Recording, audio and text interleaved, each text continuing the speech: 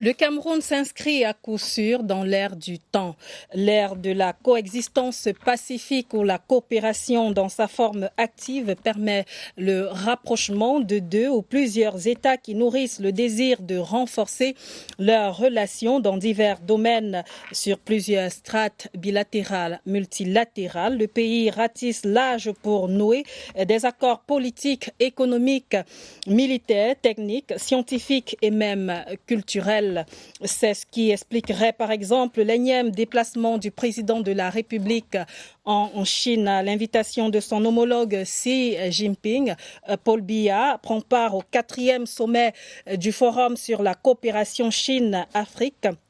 FOCAC du 4 au 6 septembre, un forum de discussion qui a pour thème travailler ensemble à promouvoir la modernisation et à construire une communauté d'avenir partagée Chine-Afrique de haut niveau. On peut dès lors s'attendre à des résolutions fructueuses, tout comme celle issue de la 50e session du Conseil des ministres des Affaires étrangères de l'Organisation de la coopération islamique OCI, tenue à Yaoundé cette fin du mois d'août écoulé. Il en ressort, entre autres, un appel à la paix durable, une paix bien évidemment qui sert la relation bilatérale Cameroun-Guinée équatoriale, enrichie le 7 août dernier d'une 9e session de la grande commission mixte de coopération entre les deux pays. Ces nombreux échanges traduisent-ils la bonne santé de la diplomatie camerounaise ? À qui profitent ces différentes concertations liant le Cameroun et d'autres États de la scène internationale? Comment davantage capitaliser ces rencontres de haut niveau pour booster le développement du Cameroun? Existe-t-il un modèle exemplaire de coopération? Telles sont les questions sur la table de Twilight ce soir.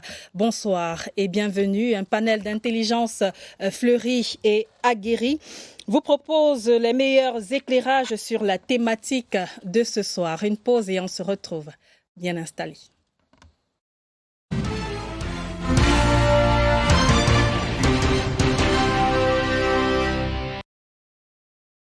Le professeur Franck Ebogo, géopolitologue, internationaliste, directeur du laboratoire d'analyse des dynamiques internationales et géopolitiques, l'ADIC, est sur ce plateau. Bonsoir et bienvenue.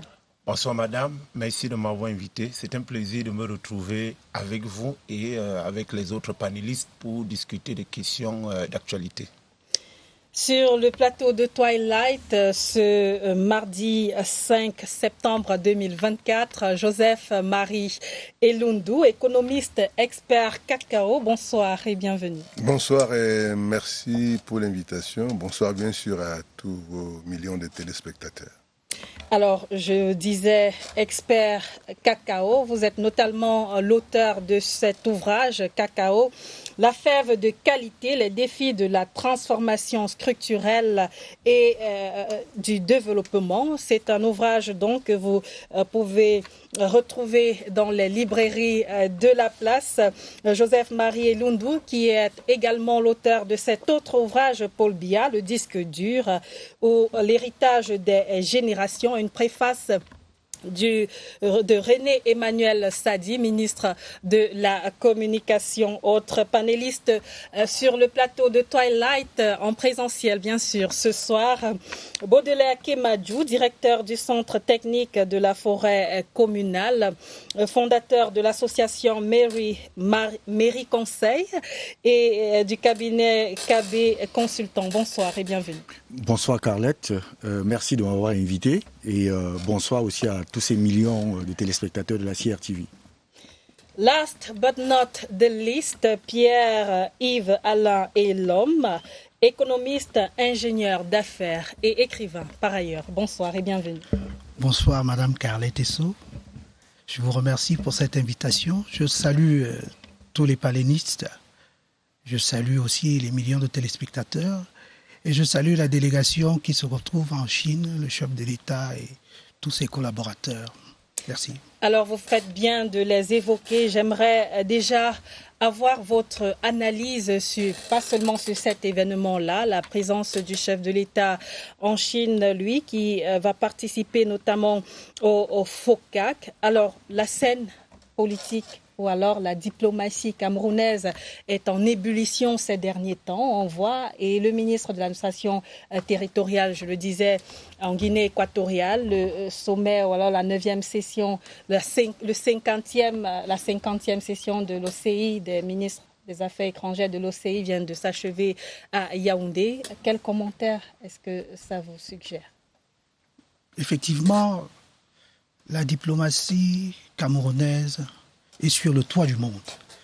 Je pense que déjà avec l'élection de l'ancien Premier ministre Jean Philémon à la 79e session de l'Assemblée générale des Nations unies, ça marquait là le départ d'une diplomatie de victoire, d'une diplomatie dynamique qui est incarnée par le chef de l'État lui-même, qui, on l'a vu lors du sommet de la Provence, comment il s'est, en tant que porte-parole des chefs d'État africains, a pris la parole en grand sage, en grand diplomate, en grand exégète de la politique sur le plan mondial.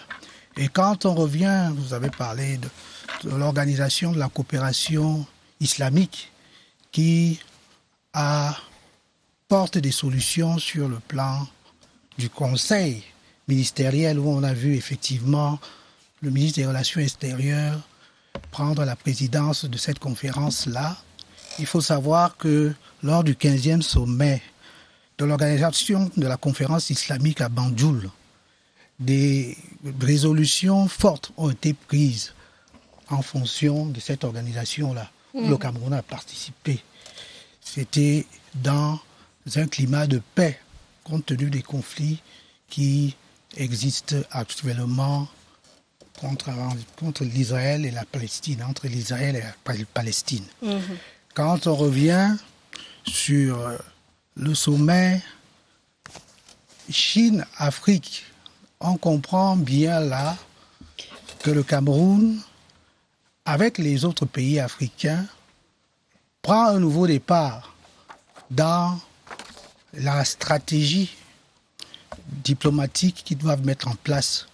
Parce qu'il faut savoir que le bilan, au bout de cette 4e session, doit permettre à l'Afrique de tirer parti de ces sommets-là de manière à impulser son développement économique multisectoriel. Et nous pouvons faire confiance au chef de l'État dans sa tact et à ses collaborateurs qui l'accompagnent bien aiguisés en matière de négociation multilatérale, bilatérale et unilatérale. Alors, Joseph-Marie Lundu, que vous suggère cette présence remarquée du Cameroun sur la scène internationale? Eh bien, je pense que le président camerounais, le président Paul Biya, c'est d'abord une question de tempérament. C'est-à-dire que je crois que le président Biya a tout mis sur la coopération, sur la diplomatie. Et à tous les coups, on a vu que c'était cette tendance, cet esprit-là qui prévalait, à tous les coups. Lorsqu'il a fallu régler les conflits, ça a toujours été par la diplomatie. Lorsqu'il a fallu même développer le Cameroun, ça a toujours été la diplomatie. Lorsqu'il a fallu même peser de tout son poids sur un certain nombre de conflits, il n'a pas pris position, il s'est déplacé. On a vu toutes les peines qu'il a eues à arriver au sommet russe. Tout le monde sait que ce n'était pas facile. Et il fallait y aller. Et je pense qu'aujourd'hui, dans le monde, sa position de patriarche est importante dans la crédibilisation des sommets. Non pas seulement sur le plan de la coopération économique, mais également sur l'arbitrage. Il y a un arbitrage sibyllin qui se dessine, à mon humble avis, dans la présence. Et je pense que le président de la République du Cameroun a bien compris qu'il a un rôle important dans l'arbitrage international, sur la position de l'Afrique. l'Afrique a des chefs d'État qui parfois se sont alignés un peu trop derrière certains groupes, ou se sont compromis.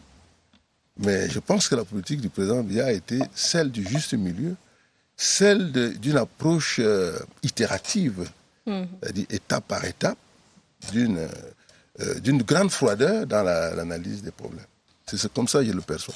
Dans le livre Paul Biya, le disque dur ou l'héritage des générations, que j'ai écrit en 2021, justement, je parle de comment Paul Biya gouverne les conflits, comment il gouverne les relations entre le Cameroun et les autres pays. Et la Chine n'est pas étrangère pour lui. En réalité, il aurait même pu se passer, d'autant plus que un sommet Chine-Afrique, nous n'avons pas une Afrique qui va à un sommet avec le poids de l'Afrique. Nous avons des Afriques, n'est-ce pas, qui vont en Chine, devant une Chine bien entendu, elle solidement implantée. Mais il est question de renforcer, de faire en sorte que, au-delà des questions économiques, que la position du président et de l'Afrique soit très claire comme un continent qui ne veut pas de guerre et qui se positionne comme un arbitre, d'autant plus que sur le plan économique, il est démontré que c'est l'Afrique qui va faire la croissance du monde dans les 30 prochaines années. En termes de population, la plus jeune au monde, nous attendons à peu près 2 milliards d'habitants dans les années 2050. Et je pense qu'il est important aujourd'hui que même si l'impression qu'on a, c'est que le rapport de force reste à l'avantage des autres, de l'Asie et de l'Occident, l'Afrique fait son petit bonhomme de chemin et tous ces chefs d'État qui se déplacent, et notamment le chef d'État camerounais, montrent leur volonté à faire de l'Afrique, à mettre l'Afrique à la place qui est la sienne dans l'économie et le monde de demain. Baudelaire Kémajou, vous avez vu le chef d'État, ainsi que le mentionnait tout à l'heure Joseph-Marie Elundu, sur plusieurs champs, pas seulement en Chine, où il est désormais depuis quelques jours pour participer à ce 4e sommet du Forum sur la coopération Chine-Afrique. Il était aussi en France récemment pour prendre part à la cérémonie des Jeux olympiques qui s'est tenue de ce côté-là. Le président qui multiplie des actions sur la scène internationale et pas seulement lui, d'autres ministres au Cameroun qui partent œuvrer pour le Cameroun sur d'autres champs, notamment bilatéral, régional. Que vous inspirent toutes ces sorties? Vous savez, Carlette, le président de la République, c'est le chef de la diplomatie au Cameroun. Et l'histoire du Cameroun démontre que notre pays a toujours été très lié aux institutions internationales, même avant les indépendances, pendant l'époque. Puisque le Cameroun n'a jamais été une colonie, je veux dire, française d'aucun pays que ce soit. Donc c'était un pays placé, je veux dire, soutien des Nations Unies. Donc je pense que le Cameroun, c'est un pays qui a foi, je veux dire, aux institutions nationales et qui pense que à travers ces institutions, on peut résoudre un certain nombre de problèmes. Tout à l'heure, vous avez cité la France et puis la Chine. Je crois que ce n'est pas par hasard, donc je veux dire que ces deux pays, en tout cas, sont cités. La Chine, c'est le premier prêteur, je veux dire, au Cameroun. C'est-à-dire, si vous prenez les encours de la dette jusqu'au 30 juin 2024, on était à presque 2000 milliards, je veux dire, de dettes vis-à-vis de la Chine. Et pour la France, le deuxième pays, à près de 750 milliards. Donc, je pense que cette démarche, cette maxime qui dit qu'il faut réfléchir globalement pour pouvoir résoudre les problèmes au niveau local. Je pense que la diplomatie permet et à la fois de discuter avec nos différents partenaires sur des préoccupations qui sont celles de l'État du Cameroun. C'est pour cette raison que vous verrez dans la délégation du chef de l'État des ministres du transport. Vous savez que la Chine a signé un accord avec le Cameroun sur l'autoroute Douala-Yaoundé, je veux dire en janvier. Il y a le ministre effectivement de l'eau. Vous savez effectivement le projet PAPSI, je veux dire, qui venait d'être lancé sur Yaoundé. Vous savez qu'il y a dans la délégation le directeur général de Camerco. Il y a un programme de restructuration, je veux dire, de Camerco. Donc je pense que dans chaque ministère, chaque membre du gouvernement qui fait partie de cette délégation, il y a une préoccupation. Je crois qu'il y a une stratégie, je veux dire, derrière, pour pouvoir discuter avec les partenaires chinois sur des préoccupations qui sont les nôtres. Et il est aussi important, parce qu'aujourd'hui, la Chine est un grand partenaire économique du Cameroun. je veux dire, c'est le seul partenaire qui s'intéresse au sous-sol camerounais. Et il est donc important que le Cameroun mette sur la table des discussions, je veux dire, avec la Chine. Pourquoi, ça c'est un vœu donc, que j'aimerais aimer faire la délégation camerounaise, pourquoi la Chine n'annulerait pas la dette, je veux dire, du Cameroun? Aujourd'hui, nous avions une pression, je veux dire, sur les remboursements, effectivement, de la dette. La France l'a fait avec le contrat de désendettement et de développement.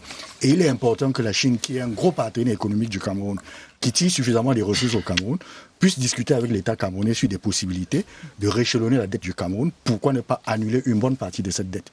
Voilà un peu ma préoccupation sur cette situation. Parlant de cette dette-là, la Chine l'avait déjà fait une première fois. Je vais me retrouver dans mes notes pour vous situer notamment sur cette annulation partielle de la dette qui avait déjà été effectuée par la Chine. Mais professeur, on parle ici de coopération interétatique. J'aimerais tout d'abord que vous nous fixez sur les définitions. Quand on parle de coopération, de quoi est-ce qu'il s'agit, interétatique?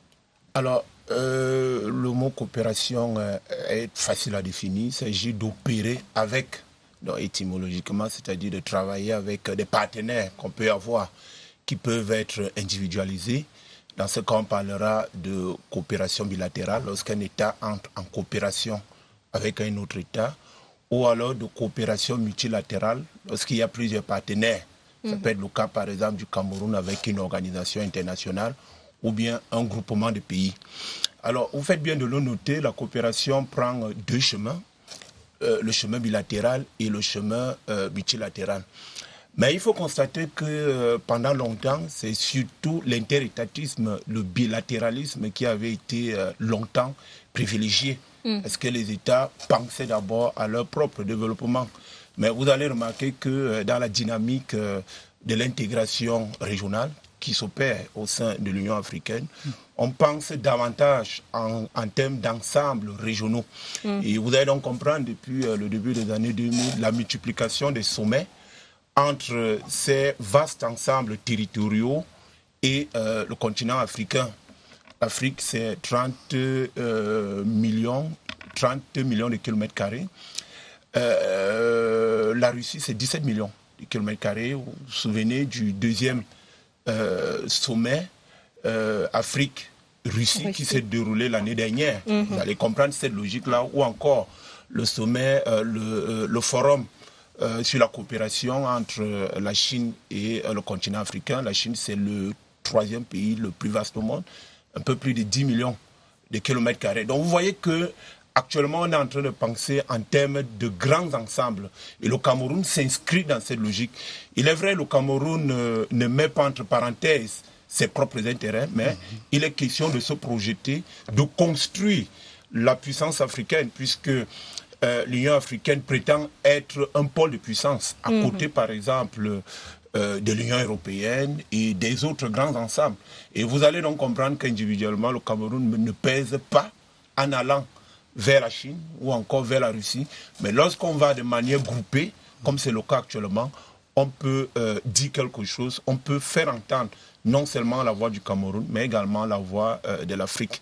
Donc, un dernier mot par rapport à cet agenda, puisqu'on a noté qu'il y a un activisme diplomatique au niveau du Cameroun qu'on note, qu'on peut relever aujourd'hui. Effectivement, ce qui nous frappe, c'est que le président Paul Biya, qui est le maître de la diplomatie, le chef de la diplomatie camerounaise, est sur tous les fronts. Il a effectué en moins de 2 mois 2 visites en France.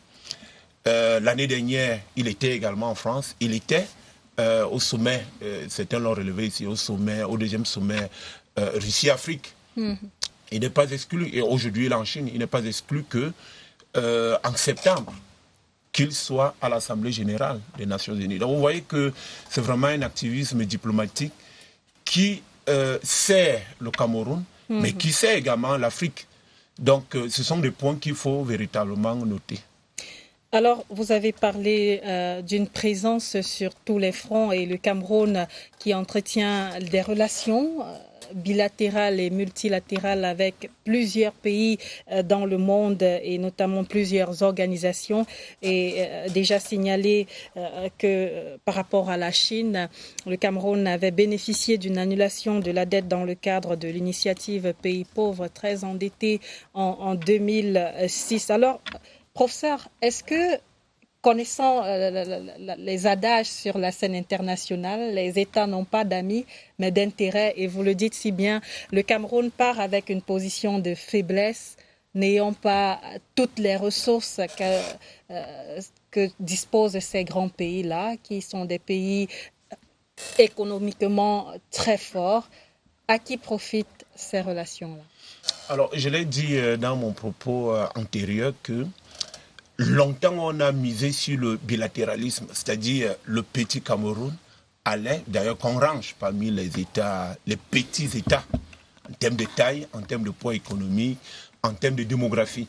Eh bien, on était dans une relation asymétrique lorsqu'on allait en coopération avec les autres États. Oui, aujourd'hui, vous allez donc remarquer qu'on privilégie les grands regroupements, que ce soit les grands sommets qu'on a énumérés, le sommet États-Unis-Afrique, le sommet Union européenne-Afrique, sommet Russie-Afrique, etc. Donc, en réalité, lorsque le président de la République se rend en Chine, comme c'est le cas aujourd'hui, c'est d'abord pour défendre les intérêts du Cameroun. Vous avez vu la grande délégation qui l'accompagne. C'est permettre aux ministres et aux hommes d'affaires du Cameroun leur permettre d'entrer directement en relation avec leurs partenaires en face pour nouer un certain nombre de contrats. Mais également, cette visite-là s'inscrit dans le multilatéralisme, puisque en réalité, il est question aujourd'hui de repositionner l'Afrique sur l'échiquier géopolitique mondial. Vous connaissez très bien les grands bouleversements géopolitiques mondiaux, tout ce qui se joue au Moyen-Orient, la guerre en Syrie, la guerre en Palestine, mais également tout ce qui se joue entre l'Ukraine et la Russie. La voix de l'Afrique est attendue. La voix de l'Afrique, l'Afrique est écoutée. Vous vous souvenez, je finis par là, vous vous souvenez que l'année dernière, les États africains s'étaient réunis et s'étaient rendus massivement lors du sommet Russie-Afrique. Mais surtout, ce qu'on relève passer, c'est que actuellement, l'Afrique est au cœur des rivalités entre la Russie et l'Ukraine. Je ne voudrais pas parler de l'Occident. Si vous comptez le nombre de rencontres, le nombre de visites des émissaires de ces deux pays en Afrique, on est à plus d'une dizaine aujourd'hui, en un an. Or, il y a encore 5 ans, par exemple, on voyait mal un émissaire russe arriver en Afrique, ou bien même un émissaire ukrainien. Et vous savez très bien qu'aujourd'hui, l'Ukraine est en train d'élargir, de revoir sa carte diplomatique, c'est-à-dire ouvrir des ambassades un peu partout en Afrique pour affermir son importance, c'est-à-dire renforcer son influence. Donc, ce qui montre effectivement que l'Afrique est courtisée, la voix de l'Afrique est attendue, pas seulement l'Afrique, mais également un certain nombre d'États africains. Dans la sous-région Afrique centrale, la voix de l'Afrique est attendue. La voix, autant pour moi, du Cameroun est attendue. Lorsqu'on entre au sein de la CAC ou bien au sein de la CEMAC, on veut bien savoir ce que les grands leaders de ce côté-là pensent de ces grands bouleversements internationaux. Et finalement, vous allez donc comprendre pourquoi le président de la République se rend aujourd'hui au sommet du FOCAC. Ce n'est pas d'ailleurs la première fois. Il s'était déjà rendu au précédent sommet. Alors, Yves-Pierre Elom, économiste, ingénieur d'affaires, quels peuvent être les gains de ces différentes coopérations-là pour le Cameroun? En fait, dans cet environnement, il faut bien préciser que le Cameroun et l'Afrique, en général, ont encore le sous-sol le plus riche de la planète. Et cela est une force pour l'Afrique et le Cameroun en particulier, qui a les 4e réserves de sous-sol en Afrique. Vous comprenez pourquoi on parle Mais de sans leadership. vous couper, on a noté notamment que dans ces échanges-là, notamment le Cameroun a dans son sac ou sa gibecière ses matières premières avec la Chine, notamment on parle de l'exportation des matières premières telles que le bois, le coton, le cacao, alors que la Chine apporte les appareils électroniques, téléphones, téléviseurs, panneaux solaires, des matériaux ferreux, barres, produits limiers, des engins mécaniques, turbines, hydrauliques et notamment implante ces sociétés sur le sol camerounais, ces sociétés-là qui se chargent de grands projets structurants. Est-ce qu'il n'y a pas un déséquilibre? Ce déséquilibre est réel. Il ne faut pas s'en cacher. Tout simplement parce que l'Afrique, de par son histoire, vous savez, on ne va pas rentrer dans l'histoire de la colonisation, avec l'esclavage, avec tout ce qui a fait que l'Afrique soit en retard. Maintenant, les enjeux de l'Afrique sont d'exercer une certaine mutation dans un monde global où il a sa partition à jouer.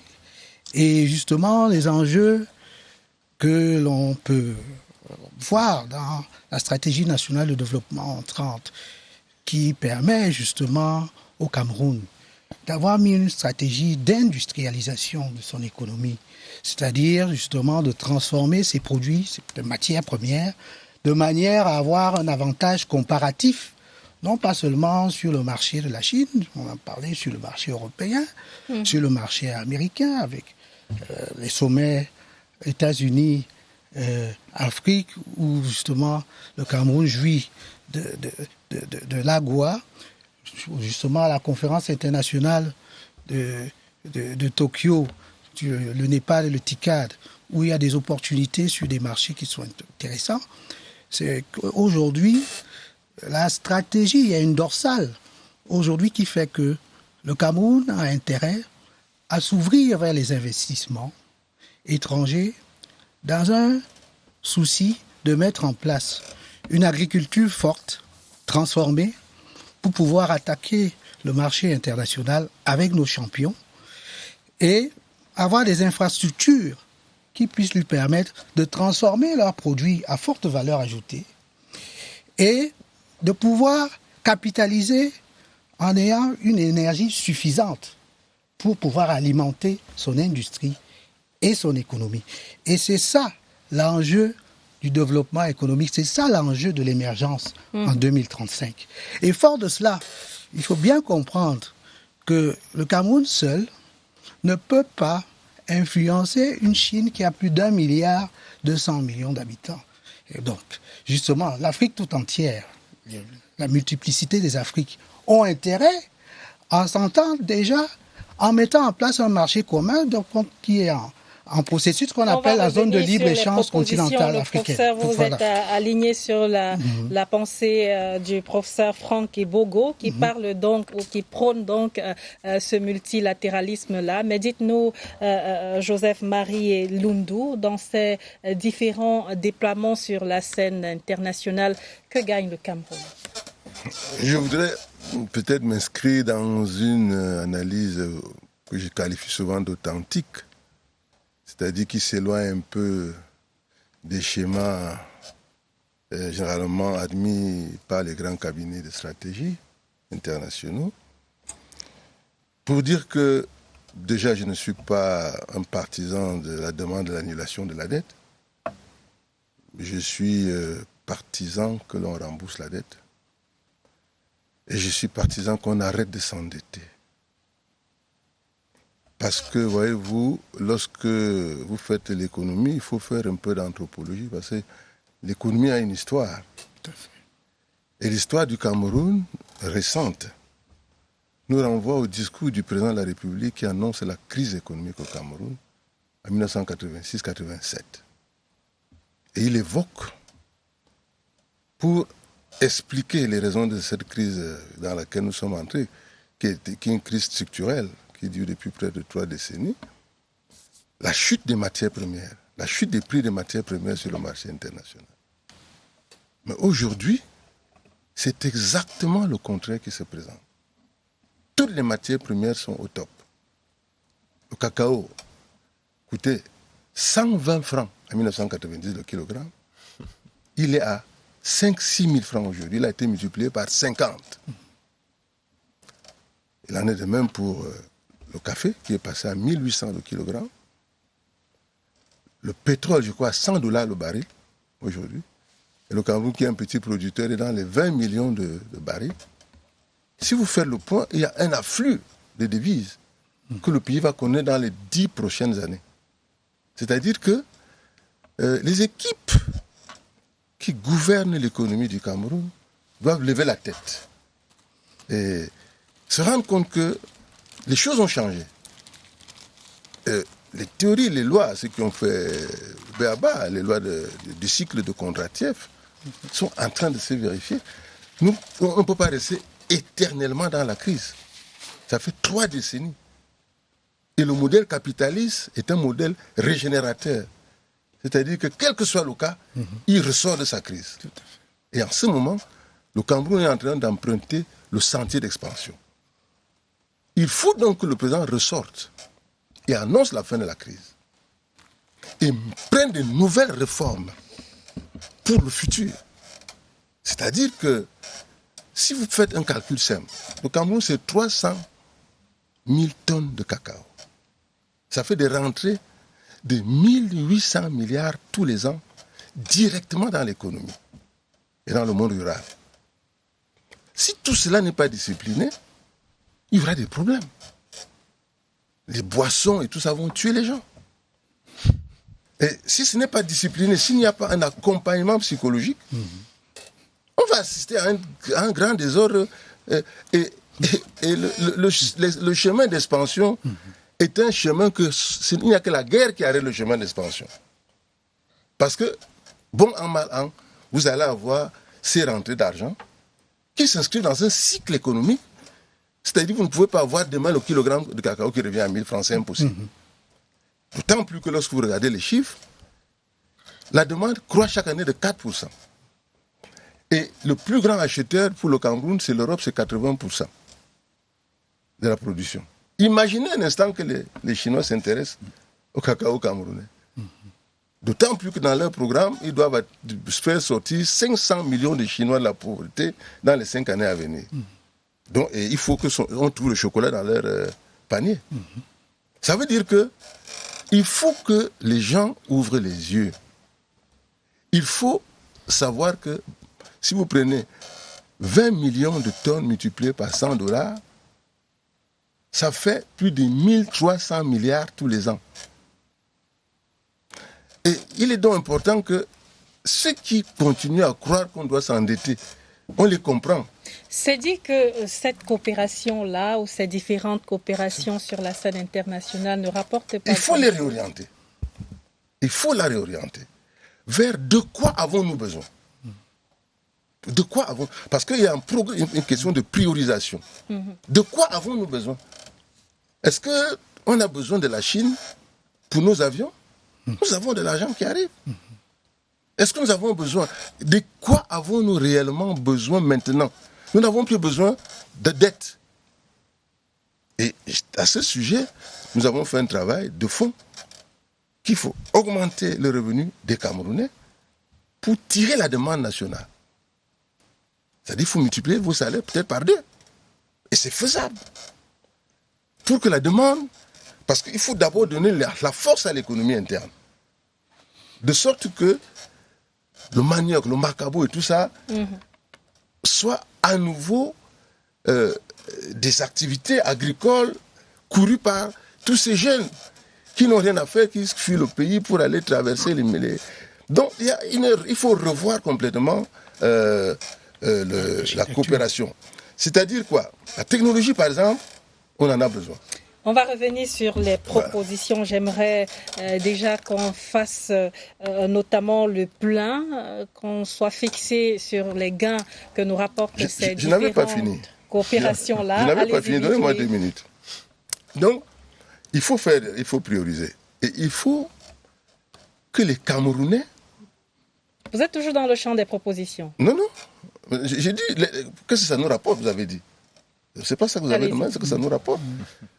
Est-ce que les Camerounais, les hommes d'affaires et tout ça, ont ouvert le cahier diplomatique, le carnet diplomatique de tous les accords de coopération que le Cameroun a signés dans le monde? C'est vrai. Il faut que les Camerounais s'intéressent. La sensibilité aussi. Tout ce qu'on fait, c'est critiquer les voyages du président. Mais le président a un carnet d'adresse. Tout à fait. Qui demande qu'on l'ouvre? Où est-ce qu'il a signé des accords? On peut entrer sans visa.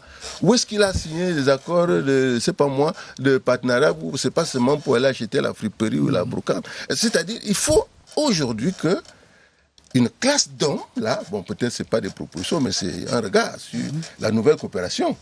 C'est cette coopération qui, on fait un retrait, on constate qu'on n'est plus dans l'ancienne économie, que l'économie maintenant est en expansion.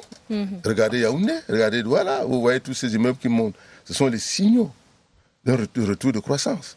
C'est des signaux, tous les économistes peuvent le dire.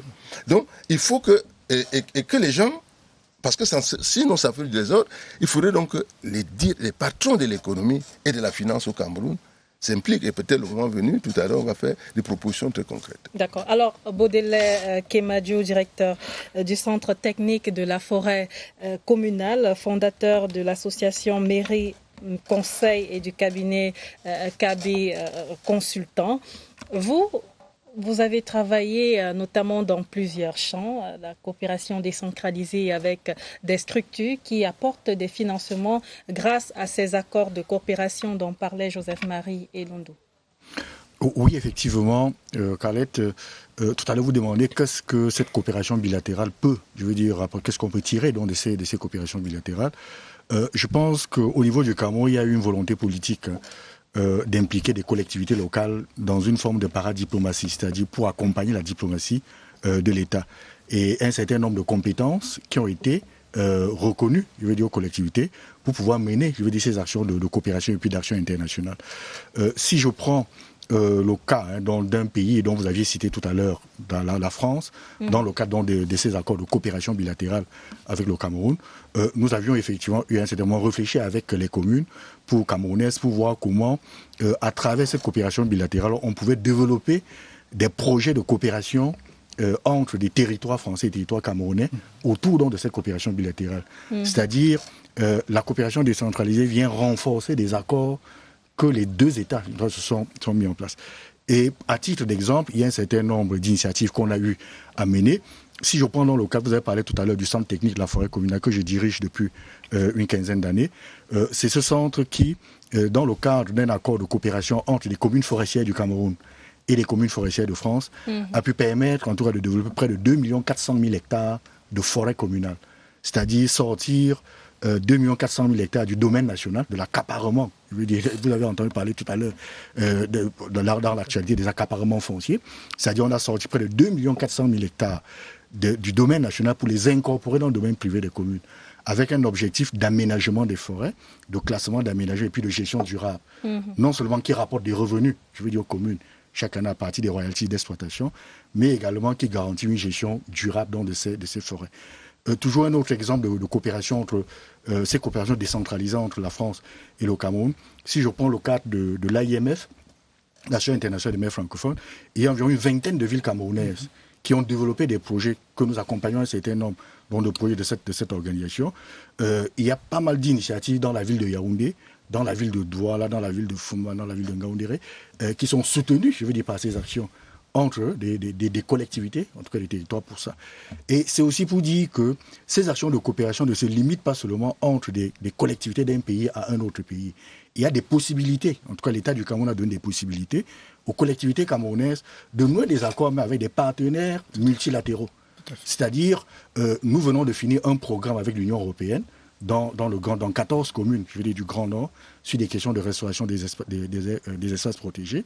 Et on a aussi d'autres initiatives en cours, toujours avec ces collectivités. Donc, des collectivités locales peuvent discuter avec la Banque mondiale, avec l'Union européenne, avec un certain nombre d'acteurs de coopération multilatérale.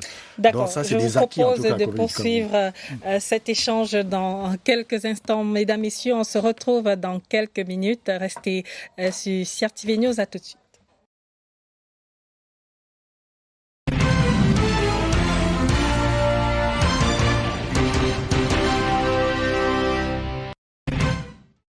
Coopération inter-étatique, des exemples à suivre, c'est un questionnement qui se poursuit sur la table de Twilight. Ce soir, et Baudelaire Kemajou, directeur du Centre technique de la forêt communale, fondateur de l'association Mairie Conseil et du cabinet KB Consultant. Alors, vous recensiez tous ces gains de la coopération du Cameroun avec divers pays, notamment la France. Alors, est-ce que ce sont des exemples, est-ce que ces exemples de coopération-là marchent mieux dans d'autres pays?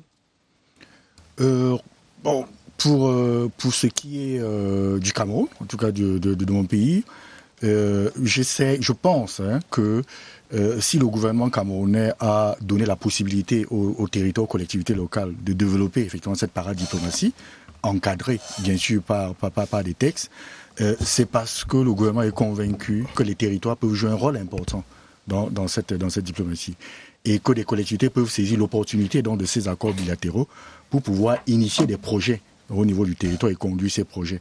Et c'est pour cette raison que moi je pense qu'il est important que cette démarche même de coopération bilatérale entre les pays puisse associer les collectivités territoriales. Parce qu'il peut y arriver que lors des accords, des échanges de coopération, que ces collectivités puissent avoir des mots à dire par rapport aux préoccupations qui sont seules des territoires. Je prends un exemple. Aujourd'hui, il y a un regroupement des communes minières, notamment du Cameroun, où il y a pas mal de communes minières qui y sont. Il y a la Chine qui est très intéressée, je veux dire, par des mines. Mais aujourd'hui, qu'est-ce qu'on constate sur le terrain? Il y a pas mal d'entreprises de ces pays qui viennent pour pouvoir exploiter les mines, mais qui contribuent à dégrader énormément, je veux dire, l'environnement, l'espace. Et quand ils partent, quand la mine est fermée, c'est la catastrophe après. Donc il est donc important que les collectivités puissent, à côté de l'État, puissent dire, mais attention, dans ma commune, il y a eu des firmes d'exploitation minière qui se sont implantées, qui ont commis tel nombre de. Il est donc important que dans des accords de coopération, qu'on puisse intégrer, je veux dire, ces initiatives. Par rapport aussi à cela, je pense que pour un exemple que je connais très bien et pour lequel j'ai travaillé, je parle toujours de la coopération entre la France et le Cameroun. Aujourd'hui, la ville de Ngaoundéré a saisi l'opportunité de cette coopération bilatérale entre la France et le Cameroun pour pouvoir proposer au niveau de l'association interne des maires francophones un projet de réhabilitation du bois Mardoc, qui est un peu l'espace vert de la ville de près de 300 hectares. En ce moment, il y a pas mal d'initiatives qui sont développées, je veux dire, dans cet espace, entre la ville de Ngaoundéré et cette structure française de coopération. Dans d'autres villes, si vous allez peut-être à Tchang, vous allez voir toutes les initiatives que la ville de Tchang a eu à développer avec la ville de Nantes, toujours dans le cadre de ces coopérations. Vous allez à Yaoundé 6, vous allez à Garoua etc. Et enfin, vous savez que toutes les grandes, ce qu'on appelle aussi le projet capital régional, au niveau du Cameroun, c'est des actions qui sont menées par des villes camerounaises, bien sûr dans le cadre de la coopération bilatérale, des villes camerounaises avec des institutions financières françaises comme l'AFD. Donc, si vous voyez la voirie urbaine de Yaoundé qui a été aménagée, la voirie urbaine de Bafsan, la voirie urbaine de Bertois, la voirie urbaine de Ngaoundéré, ça c'est des fruits de cette coopération bilatérale entre des villes, des territoires et des institutions de coopération bilatérale de ces pays.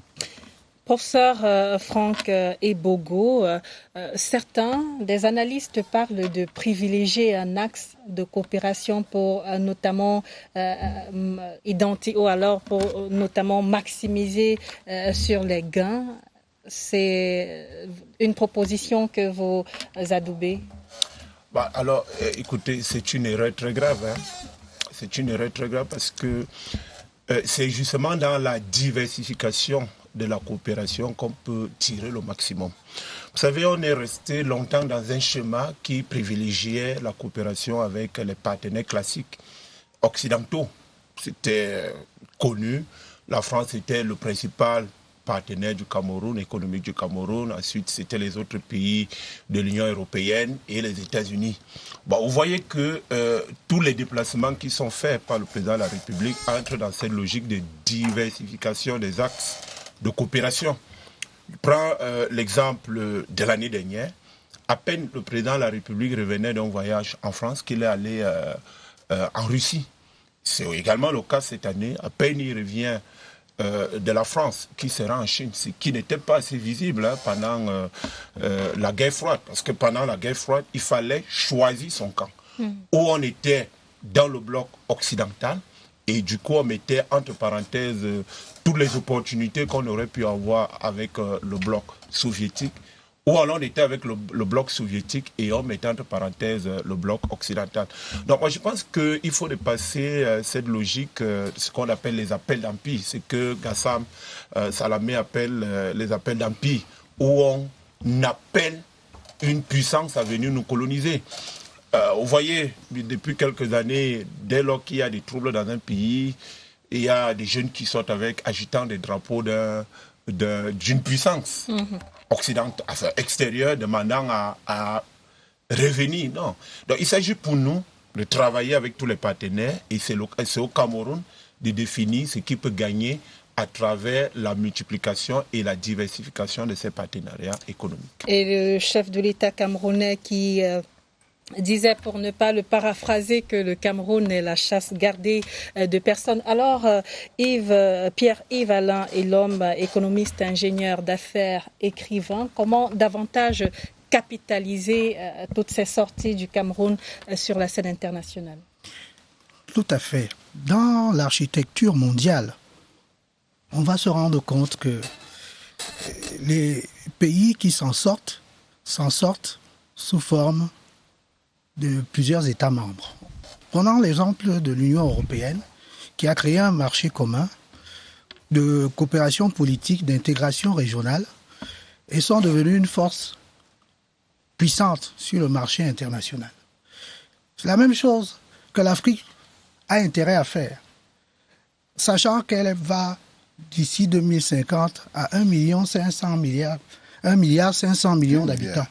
Alors, la zone de libre-échange panafricaine, qu'on appelle de tous nos voeux, qui s'est fait par les pays de l'Association des pays d'Asie du Sud-Est, qui s'est fait par l'Organisation de la coopération de Shanghai, qui s'est fait par les pays des États américains. C'est le copier-coller qu'il faut adapter par rapport à notre anthropologie. Or, nous avons 5 dimensions de communauté économique régionale à intégrer. Le Cameroun fait partie de la communauté économique des États d'Afrique centrale.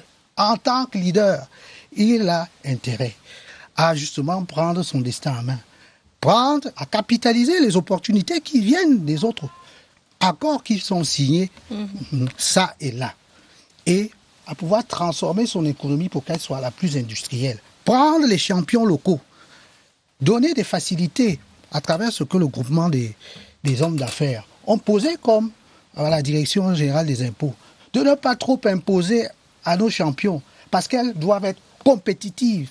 Donc, pour assurer une certaine productivité dans la transformation des produits qui se veulent normés et compétitifs. Et les mettre sur le marché. Le premier partenaire économique du Cameroun, c'est le Tchad. Grâce au Tchad, nous pouvons, pour des raisons même de sécurité, travailler. Quand vous avez vu ce qui s'est passé au niveau du bassin du lac Tchad, avec le problème de Boko Haram, c'est dans une coopération économique et politique et diplomatique qu'on a pu justement tasser ce problème. Alors, quand on voit le problème qui se pose au niveau justement du Congo-Kinshasa, qui a tous les problèmes du monde, tout simplement parce qu'il manque justement une coopération diplomatique qui a été battue en brèche, tout simplement parce que la communauté économique des États de cette partie de la région n'ont pas su travailler en commun. Donc, voilà pour le projet, la solution est intra-africaine. Le professeur Franck Ebogo a l'air de ne pas tout à fait être d'accord avec vous. Non, c'était juste au niveau du premier partenaire économique du Cameroun. Je parle d'ailleurs sur le contrôle des économistes. Oui, mais ça bien que c'est le Nigeria, sur le plan local et non le Tchad. 191 milliards. Mais pour le reste, je crois que... D'accord. Alors, Joseph 191 milliards. Elundu, économiste et expert cacao, comment davantage capitaliser toutes ces présences du Cameroun sur la scène internationale? Votre question me contraint à emprunter un couloir dans lequel je n'ai pas envie tellement d'entrer. Parce que pour moi, on n'est pas obligé de s'agripper sur la coopération pour faire avancer un pays. Mais est-ce qu'on peut capitaliser ces présences? Je vais vous dire, je vous ai déjà dit quand vous parlez de capitaliser, ça veut dire fructifier. Ça veut dire lui donner de la valeur. J'ai dit oui, mais il faut savoir quel type de coopération, quoi demander. Je vous donne des choses simples. Le Cameroun, d'après la Constitution, est un État unitaire décentralisé, qui a conforté cette position par la création de 10 régions et qui a écrit un texte sur la gestion de cette nouvelle architecture nationale qui dit que les collectivités auront droit à 15% du budget national. Si vous prenez un budget de 6 000 milliards et que vous faites 15%, vous êtes à 900 milliards. Et si vous donnez à chaque région 90 milliards, vous commencez à régler les problèmes basiques où on a l'impression qu'on a besoin d'ONG ou je ne sais pas quoi de Français pour venir nous aider à gérer les forêts. Et d'ailleurs, ils ont abattu, toutes leurs forêts ont été ravagées. Ils sont dans une politique de replanting, de protection de leur... Mais nous, ici, nous sommes d'ailleurs victimes de la déforestation systématique. Mettez-vous en route, vous allez voir comment ça traverse avec des billes de bois tous les soirs. C'est des centaines de camions. Donc, il faut d'abord qu'on équilibre la base nationale. Et comment le faire? C'est-à-dire donner l'argent à monsieur... comment s'appelle l'expert à ma gauche qui travaille avec les collectivités. Il faut leur donner l'argent. Il faut que l'esprit des années 90 change. Parce qu'aujourd'hui, quand on parle de changement, les gens parlent des choses irréelles.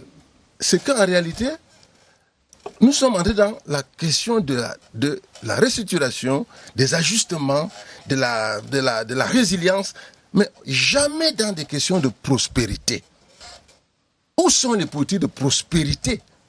Nous devons aller dans les politiques de prospérité. Ça veut dire que l'argent du pays qui est collecté par les impôts, ceux qui gouvernent doivent avoir le stylo facile et faire confiance aux élus que sont les collectivités décentralisées. Leur donner les moyens pour qu'ils travaillent. On a pris assez de temps. Bon, ouais. Deuxième chose, le Cameroun dispose d'une diaspora extraordinaire. Si on vous dit le nombre d'ingénieurs de toutes catégories confondues, il y en a qui sont à la NASA, chez Dassault, partout, ils sont meilleurs. Lançons un appel à la diaspora pour que cette technologie revienne dans le pays. Que ces enfants viennent ici. Vous avez eu l'aventure en public de Cheikh Hamidou Kane. Autre proposition, le temps nous tient à la gorge. Deuxième chose, nous devons envoyer nos enfants apprendre à lier le bois au bois. Troisième chose, il faut augmenter. On fait la coopération et tout ça, pourquoi? Pour le bien-être des populations. Il faut augmenter le revenu des Camerounais. Vous l'avez déjà dit. Alors, quatrièmement, vous dites, il y a beaucoup. On n'en a plus assez de temps. Okay, on ne va pas s'éterniser. J'espère la prochaine fois, on va être plus prolixe. Je veux dire que, pour moi, je veux, et par contre, l'icône Biya, même si d'aucuns diront que je fais la flagonnerie, non. Le discours du président est constant. Il vend la paix. Droit au but. Et je pense que l'une des choses à produire par le Cameroun, c'est la diplomatie de la paix. Parce que le monde en a cruellement besoin aujourd'hui, parce que c'est le déficit de paix qui crée tous les grands déficits macroéconomiques que nous vivons à travers le monde aujourd'hui. Baudelaire Kimajou, vos propositions? Comme proposition, bon, je peux jamais partager une proposition avec M. Lundu, c'est celle de donner suffisamment de moyens aux collectivités territoriales, parce qu'aujourd'hui, il a bien dit que l'État, c'est un État décentralisé. Et on a transféré aux régions l'essentiel des compétences en matière de développement économique, d'aménagement du territoire et autres choses. Mais aujourd'hui, c'est que ces régions n'ont pas de ressources, je veux dire, pour pouvoir mener ces activités. Ça, c'est une réalité. Donc le fait de transférer suffisamment de ressources aux régions et aux collectivités territoriales, ça pourra permettre de résoudre un certain nombre de problèmes. Et le dernier point, c'est effectivement la coopération décentralisée, ce n'est pas de venir chercher les Blancs à venir résoudre nos problèmes. C'est qu'on a des problèmes. On voit des expériences qui ont réussi, des initiatives qui ont réussi, et on va voir comment ils ont pu réussir et comment nous pouvons utiliser effectivement pour pouvoir résoudre notre problème. C'est comme ça effectivement qu'on pourra développer en tout cas des échanges entre des territoires. Professeur, on peut conclure en disant que la coopération bilatérale ou multilatérale est importante quand même. Elle est très importante d'ailleurs. Je ne suis pas tout à fait d'accord avec ce que M. Lundu disait, c'est son droit d'ailleurs. Aucun pays, d'ailleurs tous les pays qui ont vécu sous embargo ou bien en autarcie ne se sont jamais développés. On a besoin, n'est-ce pas, de libérer les énergies. Moi je n'ai jamais parlé d'autarcie. Non, c'est moi qui parle. Non, vous me prêtez, vous m'avez cité. Vous m'avez cité. Laissez-moi terminer. Non, vous m'avez cité. Je vous ai mal compris, c'est peut-être. Comment on a passé le temps. Alors je disais, aucun pays qui vit sous embargo ou bien en autarcie ne s'est jamais développé. Il faut libérer les énergies à travers justement la coopération. Permettre, par exemple, à nos jeunes, les étudiants et autres, d'aller étudier, d'aller voler le feu ailleurs pour revenir, n'est-ce pas, l'implanter ici. C'est ce que la Chine a fait, c'est ce que le Japon a fait. C'est pour ça que j'ai demandé qu'on la demande de revenir. Nous avons un problème. Le professeur parlait de premier partenaire, le Nigeria. Le problème est que c'est informel, étant donné que nos frontières sont poreuses. Pourquoi? Parce que le Tchad n'a plus le temps de développement. Par contre, la solution est intra-africaine pour bénéficier d'un marché d'1,2 milliard d'ici 2050. Donc, voilà, c'était le mot de fin sur ce plateau. Merci à vous quatre d'être passés par ici. Professeur Franck Ebogo, géopolitologue internationaliste, directeur du laboratoire d'analyse des dynamiques internationales et géopolitiques. Joseph-Marie Lundu, économiste, expert cacao. Pierre-Yves Alain Eyom, économiste, ingénieur d'affaires, écrivain. Baudelaire Kemadjou, directeur du Centre technique de la forêt communal, fondateur de l'association Mairie Conseil et du cabinet KB Consultant. Merci de nous avoir regardés, mesdames, messieurs.